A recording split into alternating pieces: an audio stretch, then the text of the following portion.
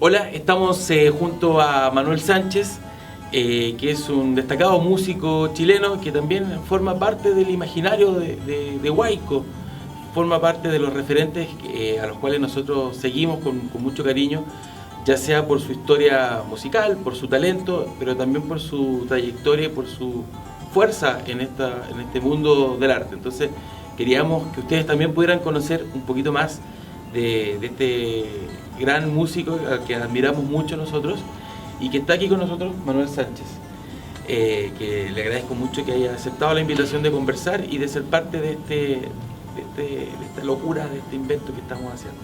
Entonces, antes que todo, Manuel, bueno, como te decía, agradecerte y preguntarte de dónde viene Manuel Sánchez, dónde se crió, dónde tuvo su infancia. Ya. Bueno, mi historia tiene relación directa con el mundo campesino. Yo nací en Santiago, pero cuando yo tenía como un poco más de un año, mi familia se fue de vuelta al campo donde ellos habían llegado un par de décadas antes a Santiago. Por lo tanto, todos los primeros recuerdos que yo tengo de mi vida están relacionados con el campesinado, con el lenguaje campesino, con la música que se escuchaba en esos tiempos, con el paisaje, con la agricultura que todavía sobrevivía en ese tiempo, hasta el año 85 que mi familia se vino de vuelta a Santiago. ¿De vuelta de dónde?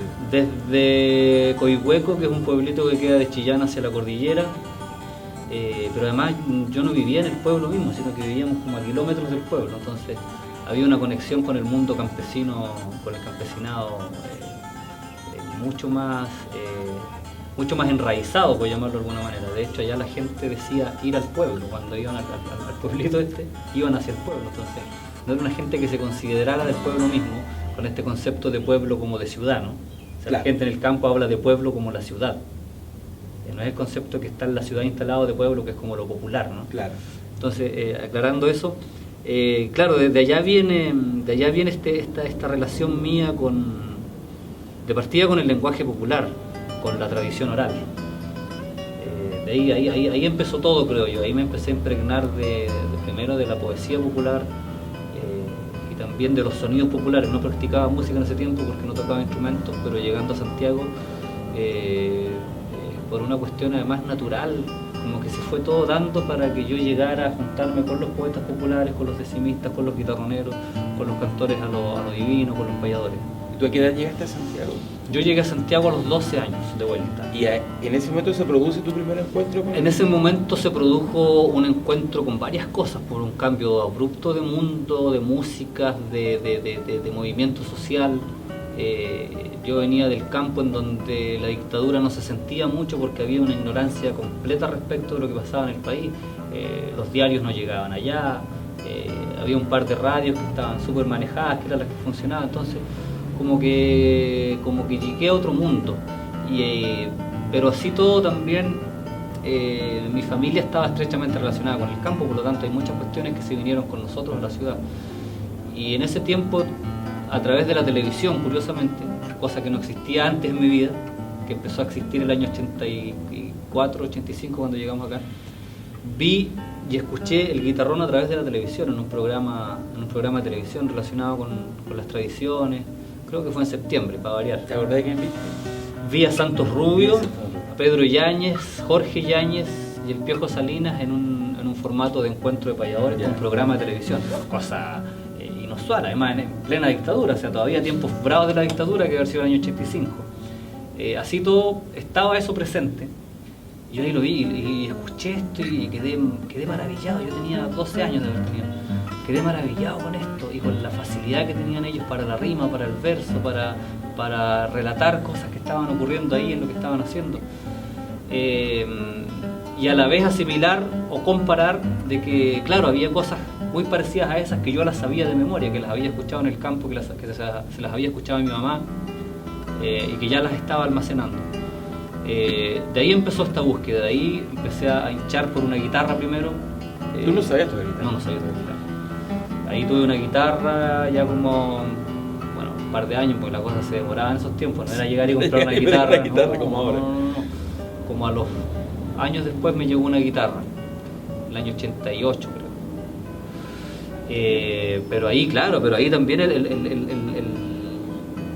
a ver, seguir escuchando, seguir empapándome de muchas cosas también fue muy importante, porque seguía esta búsqueda mía media inconsciente con lo artístico.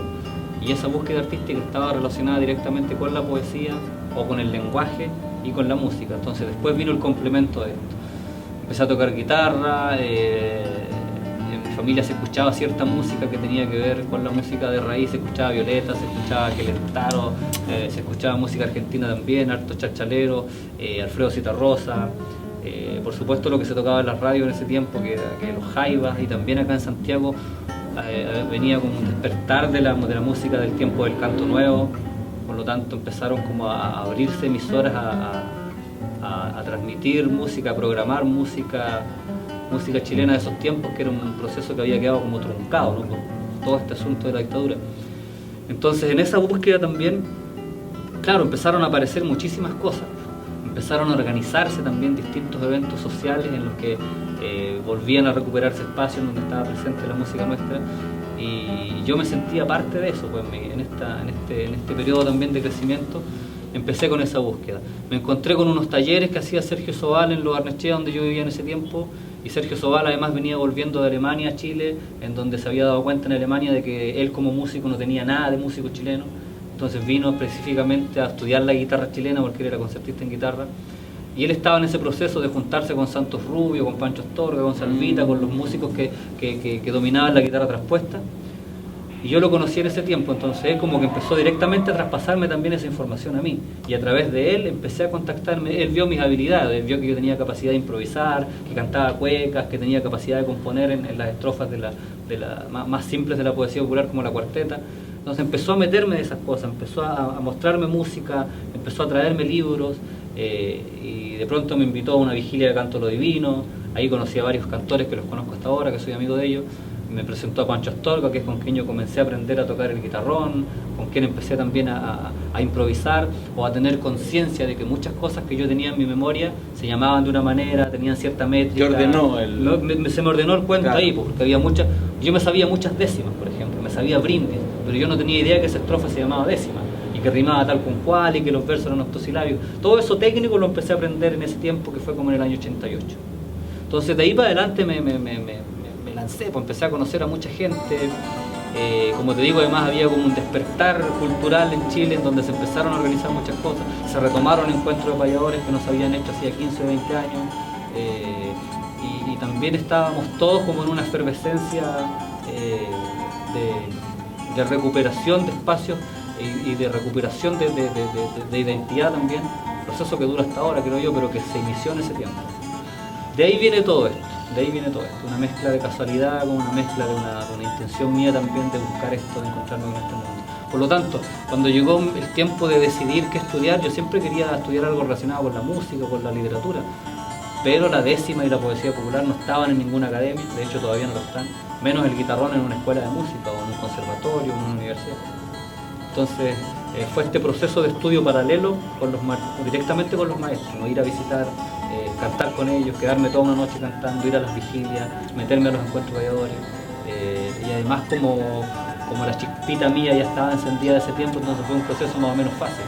Los viejos se maravillaban conmigo, me invitaban el otro fin de semana a cantar a otro lugar, qué bonito, y ahí me fueron metiendo en el cuento, era como el niño símbolo en ese tiempo, claro, porque además yo tenía 17, 18 años. Entonces eso también sirvió mucho con el tiempo para que las nuevas generaciones empezaran a darse cuenta de que este arte de improvisar, de payar, de tocar el guitarrón, de cantar lo humano y lo divino, no era una exclusividad de los viejos, sino que era de todos. Entonces también eso ayudó bastante a la difusión, tanto del guitarrón como del canto en décima, del canto de lo poeta en general. Cuando aparece el guitarrón fue con Francisco... Con Pancho Astorga, con Francisco Astorga yo conocí el guitarrón y con él empecé a hacer mis primeros acordes. Con él empezamos esta relación discípulo-maestro, que es muy rigurosa. Tu forma es autodidacta, digamos, no hay una... Yo estuve un tiempo con Pancho. Pancho me enseñó las primeras cosas de guitarrón, pero yo también por esta inquietud personal me iba metiendo, iba uno, escuchaba al otro, agregaba una cosita de este que me gustaba, de este otro, además le ponía de mi cosecha también, y como no nos veíamos muy seguido con Pancho, porque él vivía en Rancagua en ese tiempo, yo estaba en Santiago, costaba encontrarse. Yo también como que a la fuerza me iba metiendo cosas, iba poniéndome metas, voy a aprenderme esto, después se lo voy a mostrar al Pancho para ver si está bien o mal. Y por lo general habían cosas que estaban bien, otras que estaban mal, y él me las corregía, y ahí fui avanzando. Y después, por supuesto, juntándome con todos los otros, yo fui armándome como un propio concepto de esto y como que creando un método propio de aprendizaje para mí mismo y después de enseñanza.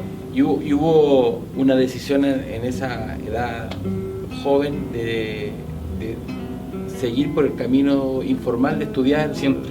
Es decir, estudio, o sea, me quedo acá. Siempre, claro, porque... Es valiente igual decir... Sí, pues, pero yo, mira, era súper chico, no tenía como una necesidad económica urgente, por lo tanto lo de la plata no era un mayor problema. Por supuesto, yo venía de una familia pobre y todo eso, todas las lucas servían, pero no estaba esa urgencia, o sea, todo servía en ese momento. ¿Y hubo un apoyo de tu familia? ¿Cuántos hermanos son ustedes? Somos hartos, pues yo soy el menor de una familia enorme, como 10, 12 hermanos en total. ¿Y tu hermano, tu familia te apoyaba en esto? ¿Te miraban me apoyaba, raro? claro, lo miro como que no lo entendían, pensaban claro. que era una cuestión, pensaban que era una cuestión pasajera nomás, Sí, que era como una anécdota, claro, pero yo no, o sea, yo estaba convencido de esto. Ahora igual estudié otra cosa como para cumplir con eso, pero que nunca pesqué porque en Claro. vez de ir a hacer práctica o en vez de estudiar por un examen, yo andaba tocando, andaba cantando en algún lugar, o me encontraba con algún viejo, estaba en esa... O sea, hubo esa dualidad de que si estudias algo se hace otra cosa. Claro, pero yo en el fondo, en el fondo siempre estuve convencido de esto, ya. Siempre. Claro, entonces, claro, el apoyo de mi familia siempre estuvo, pues se sentían, después ya como que empezaron a sentirse orgullosos porque aparecía algún artículo por ahí, o en la tele alguna cosa, o en la radio me nombraban, o me invitaban a algún programa, entonces ya como que ahí empezaron a sentir de que este era un camino serio. Chile tiene una historia muy confusa, una historia en donde, valga la redundancia, históricamente ha primado la mentira. Entonces esto también es parte de ese juego, de esa maña, de esa mala costumbre del chileno como sociedad de enfrentarse a su verdad y de reconocer su verdad y de reconocerse en esa verdad. El guitarrón, el canto de los poetas, esta forma tan particular de expresión artística y de fe, debe ser de lo más nuestro que existe. Debe ser de lo más chileno, me refiero a los chilenos de esta mezcla que se dio, asumiéndonos como híbrido que somos.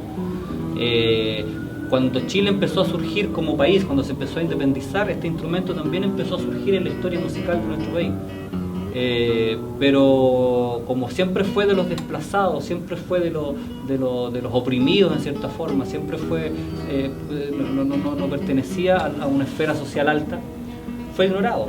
Y esta forma de expresión artística y religiosa también fue ignorada y desplazada. Entonces cuesta, ha sido un camino difícil. El guitarrón estuvo a punto de desaparecer. En un tiempo se encarcelaron a los poetas populares, a los cantores, se les prohibió cantar, se les prohibió juntarse. Entonces retomar ese camino ha sido un proceso lento, pero yo creo que ha sido exitoso. Con sangre, sudor y lágrimas se están logrando recuperar espacios o ganar espacios que estaban negados hasta hace un tiempo para esta expresión, para el guitarrón, para el canto de la décima, para los cantores populares, para los cantores a los poetas. Ha sido una ardua tarea que se empezó a dar en el año 80, plena dictadura. Comenzaron nuestros próceres, Santos Rubio, Pedro Yáñez, Jorge Yáñez, el Piojo Salinas, a ellos se les sumó Roberto Peralta, se le sumó Fernando Yáñez, se le sumó Alfonso Rubio, Guillermo Ríos, Manuel Gallardo, Rodemir Jerez, y esta gente empezó nuevamente a retomar esto, y desde ahí que comenzó esta batalla. Entonces, si sacamos cuenta, desde el 80 hasta acá no han pasado tantos años, históricamente me refiero, y se han logrado bastantes cosas. Tal vez uno quisiera que fuese más rápido, uno quisiera que el guitarrón estuviese en todas las universidades, que la décima estuviera en todas las escuelas de literatura. No, pero de a poquito sí, por lo menos hay un interés creciente a nivel popular, y cuando pueblo reclama algo que le pertenece, algo que necesita, eso no se detiene fácilmente. Tú también estás haciendo talleres, entonces está la posibilidad de llevar tu... Exacto. Trasladar tu conocimiento, traspasar esa enseñanza, irla heredando, y no solo yo, pues Alfonso Rubio está haciendo talleres, Pancho Astorga está haciendo talleres, Bigote Villalobos está haciendo talleres, distinta gente, Fernando Yáñez en la 8ª región está haciendo talleres, y todos en cierta forma los que se han ido metiendo a este asunto, los que se han ido subiendo a este tren en estos años, aprenden algo y lo van traspasando. Entonces es una tradición que está en constante movimiento, es muy dinámica la cosa. Y hay un empoderamiento de las nuevas generaciones acerca de esto. Yo estoy muy asombrado con eso. Hay muchísima gente joven. Hace un par de meses atrás se hizo como una reunión, una asamblea de una agrupación que tenemos, y la mayoría de la gente que andaba yo no la conocía. Entonces fue de verdad muy grato. Claro. De verdad muy grato. Muchos cabros jóvenes interesados con el guitarrón, interesados por la décima como estructura o como estrofa, por lo tanto interesados en este movimiento. Porque además está esta búsqueda, esta necesidad de las nuevas generaciones en Chile, de esta necesidad identitaria, de identificarse con algo, de agarrarse a algo, porque durante mucho tiempo nos vendieron ese cuento de que Chile es un país sin identidad, Chile es un país que ama a los extranjeros, y nos dicen que nuestras tradiciones están, no sé, en la isla de Chiloé, con la mitología, o en el norte, en los bailes de la fiesta de la tirana, o en la isla de Pascua, que ese es el folclore, que eso es lo nuestro. Entonces queda un gran porcentaje de gente que queda guacha, ¿qué es lo nuestro? Y lo nuestro está aquí mismo, está al lado de nosotros, lo tenía el vecino, lo tenía un tío que estaba calladito porque como que le daba vergüenza, a nadie le interesaban sus rimas, sus versitos. Y cuando los cabros empezaron a darse cuenta de eso, y cuando yo también me empecé a dar cuenta de eso, cuando empecé a tomarle el peso de que lo que yo había aprendido de manera natural era nuestro acervo cultural, era el folclore verdadero, ahí como que uno toma las cosas de otra manera. Darse cuenta de eso creo que es mucho más importante a ser un virtuoso en un instrumento o a ser un tremendo poeta reconocido. Solo con el hecho de darse cuenta de quiénes somos y de que esto nos pertenece y nos identifica, creo que ya es una gran ganancia y se está logrando desde hace algún tiempo. Hay un gran viaje que se produce de Manuel Sánchez y también de lo que él representa, que tiene que ver con el guitarrón, que es de este mundo popular, de este canto a lo divino, a lo humano, hacia el teatro. Hace poco tuviste una obra de teatro. Claro, se abre ¿Cómo mucho... se produce cuéntanos de esa experiencia, que fue una experiencia reciente y seguramente un cruce ahí muy... Sí, fue muy bonito. Yo había tenido experiencias con otras ramas del arte desde hace mucho tiempo por el guitarrón. El guitarrón me abrió muchísimas puertas y ventanas y avenidas y todo lo demás. Porque claro, es un instrumento que asombra, que encanta, que te provoca algo. Nadie se queda indiferente al verlo y al escucharlo. Por lo tanto, desde que yo aparecí con mi guitarrón, con esta inquietud artística, había mucha gente, no estoy diciendo que sí. Había muchos guitarroneros antes. Pasa que para ellos el guitarrón cumplía una función distinta, ¿no? Para mí era un papel cotidiano que jugaba el guitarrón en mi vida, de mi propuesta artística.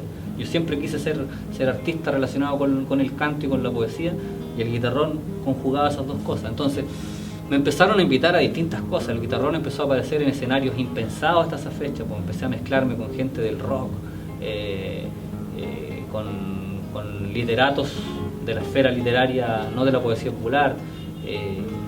Empezaron a llamarme a distintos lugares para mostrar el guitarrón, para contar esta experiencia, y ahí fueron surgiendo distintas posibilidades de trabajo con esto, hasta que llegamos al teatro. Claro, como te decía, yo había participado antes en otros montajes como músico, ahí colaborando en algunos textos, en algunas cosas, pero esta vez era una cuestión mucho más profunda. Hubo que adaptar una obra de Shakespeare a la poesía popular, es decir, a las décimas, a las cuecas, además hacer música para el montaje, y además el director del montaje nos metió a nosotros como parte del montaje mismo, ¿no? Así que fue una experiencia muy bonita, porque claro, el guitarrón está llegando a otro público, impensado para este estilo, y también la décima no se está quedando solamente en el mundo de los poetas populares o de la gente que admira a los payadores o que le gusta el canto divino, sino que está siendo parte del movimiento cultural contingente del país. Ambas cosas, entonces, claro. Maravilloso. Bueno, ¿qué te parece la experiencia que estamos inventando, esto de armar un espacio alternativo? No sé si alternativo en verdad, pero es un espacio. Es un espacio. No, me encanta, porque creo que es la única manera de dar la pelea. O sea, es muy fácil quejarse y decir de que no nos pescan, pero hay que hacer algo contra eso. Cada quien lo hace a su manera y yo creo que esta es una buena forma también. Hoy en día la tecnología, las redes sociales, la facilidad que hay para hacer algo como esto ayuda muchísimo. Y creo que hay que apoderarse de las redes sin duda. Pues, ya que está ahí y ya que hay tanta cosa, bueno, metámosle algo bueno. Con la televisión no pudimos. Se nos escapó de las manos. De hecho, la gente que está en eso ya se les escapó de las manos. O sea, ya no cumplió ese papel de ser una herramienta para educar, para enseñar, para no sé, para tener una sociedad un poquito mejor. Nosotros tenemos la posibilidad a través de las redes y creo que lo que tú estás haciendo con esto ayuda muchísimo porque hay una necesidad, porque la gente está disconforme con lo que le entregan los medios, ¿no? La gran mayoría. Entonces hay un grupo de gente importante que necesita esta alternativa, que necesita estas opciones, que necesita ver a estos otros artistas. Seguramente mucha de la gente que nos conoce y que le gusta nuestra música o que ha visto nuestro trabajo también en el teatro, no sabe cómo ubicar a Manuel Sánchez, dónde lo encontramos, dónde está su libro, por ejemplo, dónde está sus redes, sus contactos, para que todo eso después aparezca en algún lugar. A ver, lo más fácil hoy en día son las redes sociales. Yo tengo un Facebook que lo utilizo exclusivamente para la promoción de mis actividades artísticas. Eso es Manuel Sánchez Payador, ahí me pueden ubicar. Tengo un Twitter también, creo que es Manuel Sánchez Payador. @Payador Manuel, pero todo está relacionado con Payador y con Manuel Sánchez y con Guitarrón. Lo que ustedes pongan ahí relacionado con Guitarrón de alguna manera los va a llevar hasta mi trabajo.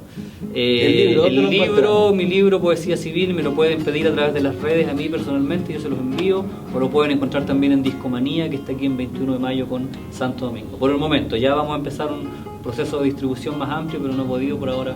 ¿Y tu disco, tu música? Mi música también está en Discomanía. Porque no solo es Guitarrón, también es tu música. No, por supuesto, hay una propuesta de cantautoría también muy importante en estos años. ¿Dónde está esa música? Está en Discomanía mi música y también está en Portal Disc. Pueden meterse a la página y descargar ahí.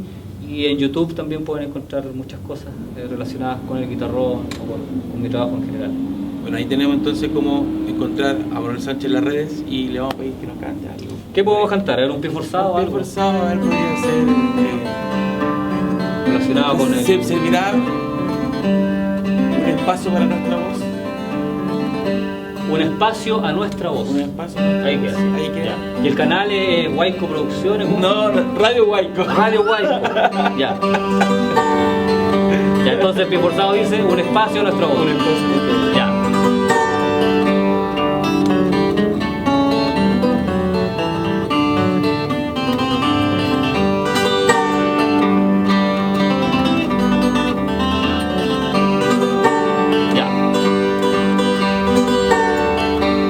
Esta es nuestra historia viva. Esta es nuestra historia viva. Y ya he encontrado el remedio de doblegar a los medios creando una alternativa.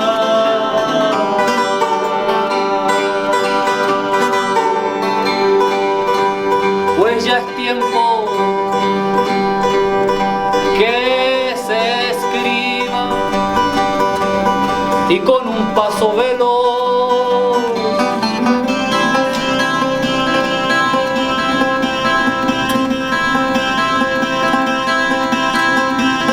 lo que hoy hablamos los dos tiene de muestra un mosaico. Hay que escuchar Radio Huayco, un espacio a nuestra voz. Muchas gracias. Eso, compañero, muchas gracias. Bueno, muchachos, a los que nos están viendo, gracias por vernos. Manuel Sánchez también forma parte de nuestro imaginario, lo admiramos mucho y lo queremos mucho. El profesor también ha sido en un taller, así que gracias Manuel. Gracias, nos, pues. Nos vemos ahí. Chao. Chao, gracias. Súper. Lindo.